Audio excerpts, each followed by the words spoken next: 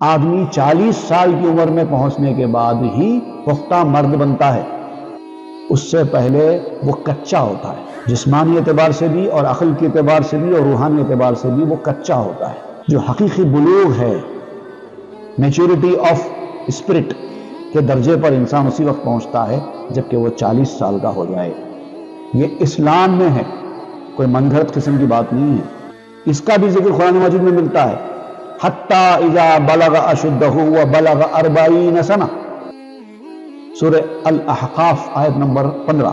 جو maturity of age ہوتی ہے، ریئل میچورٹی، وہ 40 سال کی عمر کے بعد ہی پہنچتا ہے۔ 40 سال مکمل ہونا چاہیے تبھی ایک آدمی پورا مرد بنتا ہے۔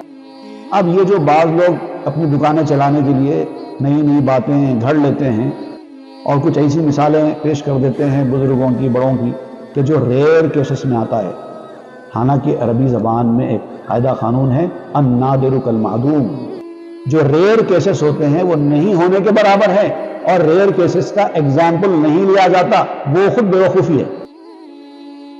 کچھ ریئر کیسز ایسے ہوتے ہیں جس کے لیے 40 سال کی عمر کی ضرورت نہیں ہے، لیکن وہ ریئر کیسز ایگزامپل کے لیے نہیں ہیں۔ دنیا کا جو قاعدہ قانون ہے وہ یہی ہے، روحانیت کا جو قاعدہ قانون ہے وہ یہی ہے، 40 سال کی عمر مکمل ہو۔ اسی لیے صوفیاء کے پاس بھی 40 سال کی عمر سے پہلے کوئی ہدایت کا کام نہیں کیا جاتا۔